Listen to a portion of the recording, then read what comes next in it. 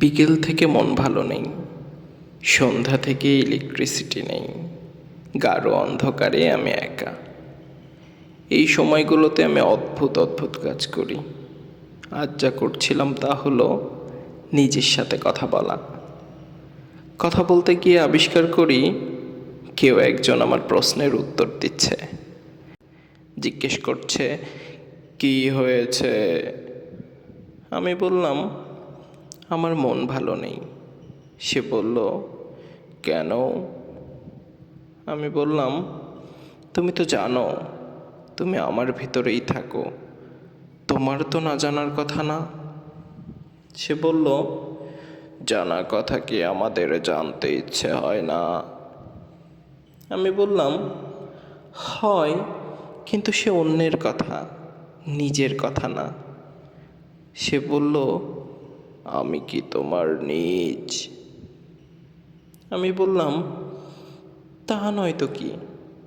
সে বলল মানুষ নিজের সাথে কখন থাকে? আমি বললাম নিজের সাথে কখন থাকে এটা কি ধরনের প্রশ্ন? মানুষ নিজের সাথেই তো সব সময় থাকে।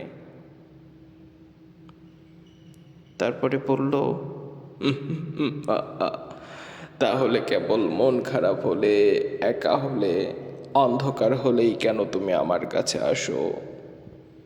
কেন শুধু এই সময়ে আমার সাথে কথা বলো, আনন্দময় মুহূর্তগুলোতে কেন নয়?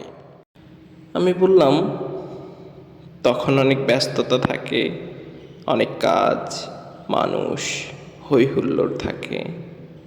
সে বলল তাহলে ওই আনন্দময় প্রাপ্তির মুহূর্তগুলোতে তুমি নিজের সাথে থাকো না, থাকো অন্যের সাথে।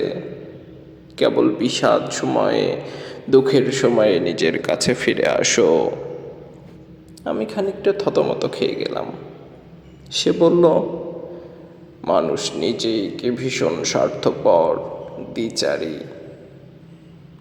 সে নিজেকেই নিজে ব্যবহার করে তার প্রয়োজনে, তার একাকিত্বে, তার অন্ধকার দুঃসময়ে, আর ভুলে যায় প্রাপ্তিতে, আনন্দে।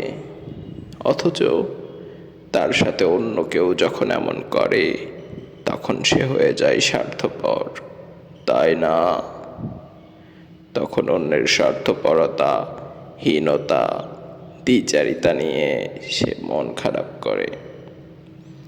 অথচ সে নিজেই নিজের সাথে ক্রমাগত কি ভয়াবহ স্বার্থপর দ্বিচারী আচরণ করে যায় অবলীলায়। অদ্ভুত না? আমি জবাব দিতে পারলাম না। গাঢ় অন্ধকারে ঘড়ির কাঁটায় টিকটিক শব্দ হচ্ছে, বয়ে যাচ্ছে সময়।